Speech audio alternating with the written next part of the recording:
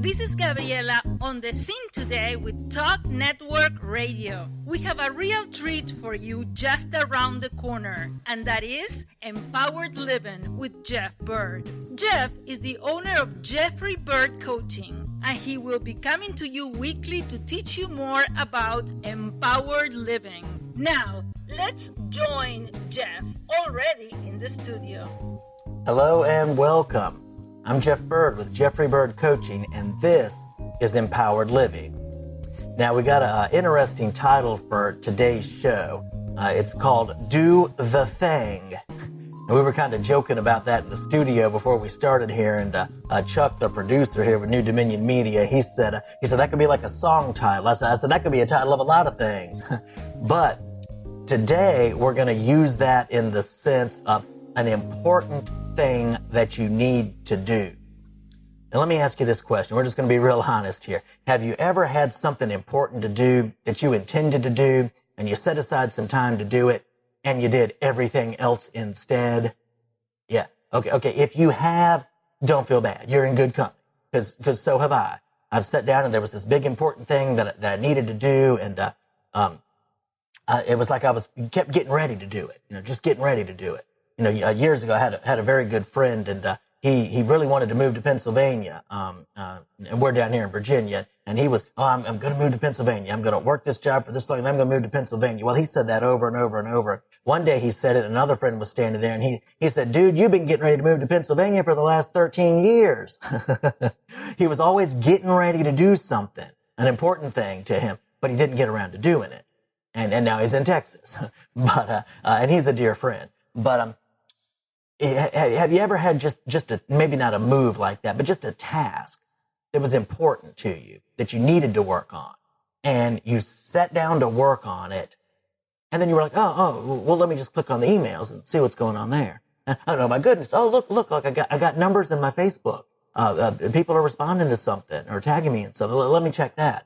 And then, there comes the postman up the street. Let me see what came in the mail today. Okay, well, let me open some letters and read that. And, you're doing that, and you look out the kitchen window, and oh my gosh, the plants need to be watered. Oh, wow. These plants that I spent so much time on planting, they're dying. I gotta go water the plants. And then you come back in and you see something in the house that needs to be cleaned. And, you look up and, oh my goodness, well, it's time for lunch.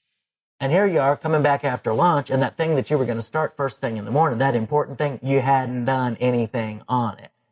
Now again, we're just being real honest here. I wish I could have a show of hands of how many of us have been there. And so then what happens is sometimes, I think there's a number of reasons why this might happen, but one of the reasons is often the important thing is a big thing. It's going to take some work. It's going to take some diligence. It's going to take some dedication.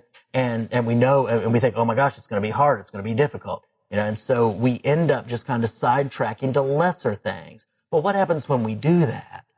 Then what happens is that big thing that we know we need to do, now we're closer to the deadline, right? Now it's a bigger thing. We just made the bigger thing bigger. If we had chipped away even just a little bit of it, and made it the priority, and done the thing, like the title says, done the thing, then we wouldn't have as big of a thing left to do. It would be a little lesser thing, right? So, I think what this boils down to, for many of us so many times, is it's an issue of procrastination. And, there's some great articles out there. I've been reading some articles actually in preparation for the talk today. Where does this procrastination come from? Because I certainly find it in myself. I know many people who find themselves there. And then I know some people who have managed it pretty well. And they tend to, guess what, be really successful, when they get out there and they do the thing.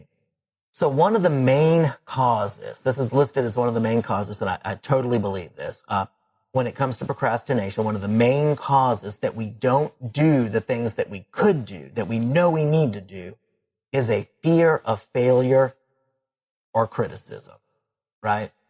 So often that big thing that we know we need to do, we're gifted to do it, we're purposed to do it, we have what it takes to do it, but we're like, oh my gosh, there's that little nagging doubt in the back of our mind, that little inner critic that just constantly chatters away to us. And, who are you to do that? That's not going to work. Other people are better. They're going to, oh wow, you just step out there on a limb like that. What happens? You might make some mistakes. People might laugh at you. Well, guess what? You're the man in the arena.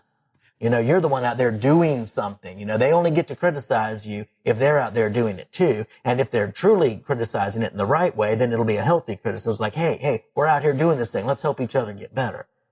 So here's the thing. No matter how gifted we may be, you can be the most talented person in the world.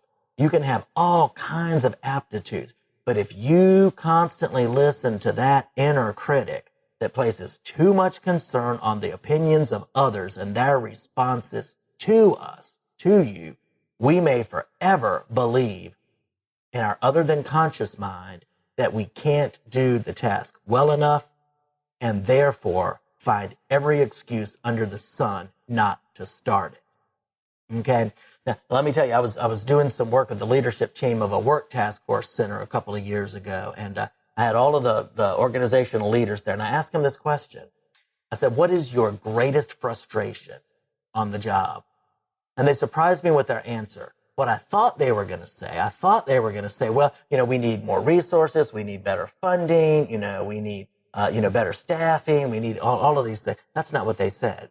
Every single one of them said, my greatest frustration is seeing this very talented person sit in front of me, seeing their gifts, seeing their ability, seeing what they could do, but they will not believe it for themselves.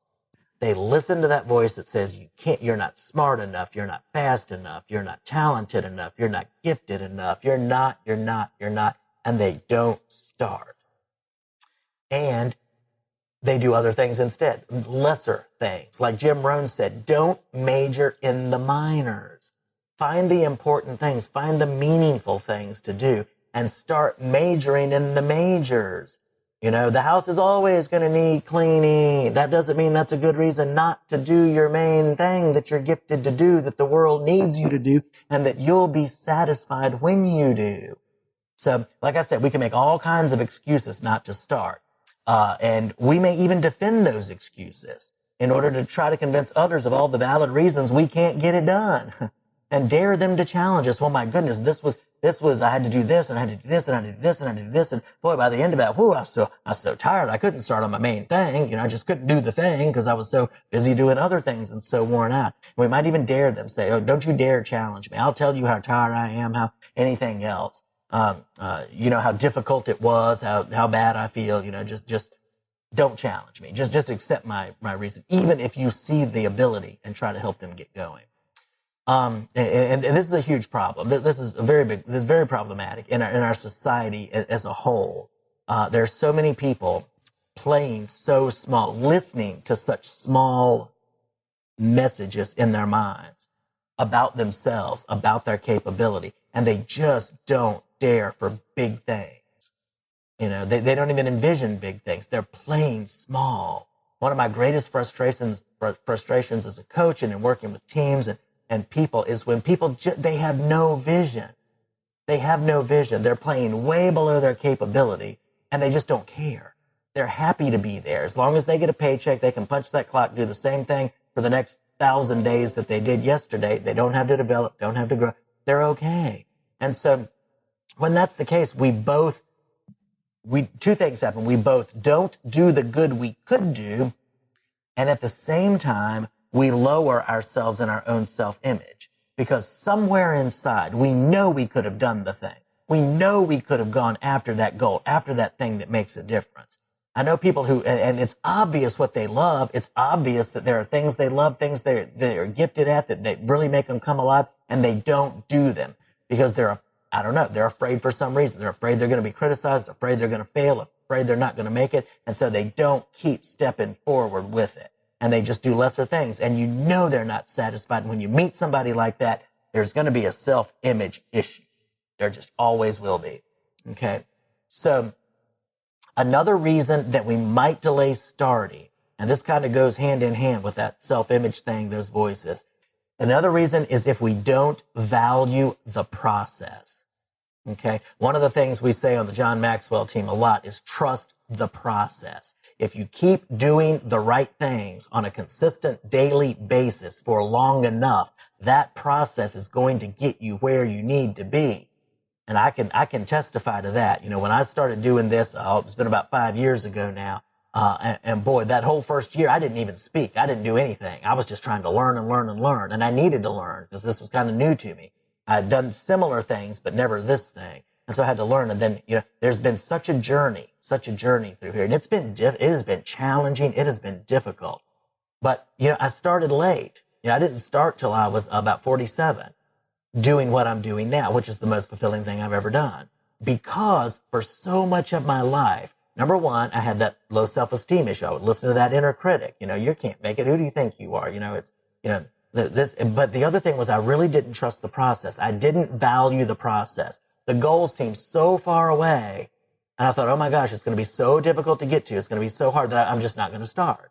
I just never started. Oh, let me just do something easier. Let me just hang out with my friends. Let me just go do whatever other than the thing that would start getting me towards where I could be. And so, it came to me a little bit late, and thankfully, I give God the credit for this. I really do. He's just amplified and brought all the right people, so many right people along, that I could help and that would, see the value in what I'm doing and help me move forward and create opportunities.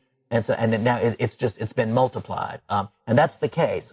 Don't worry. If you're in the second half like me, we call this the law of the second half. No matter what you did in the first half, today is the first day of the rest of your life. So you can start where you are and start on that path. And very often, many of us have found in the second half, things get multiplied and it becomes the richest life experience that you've ever had.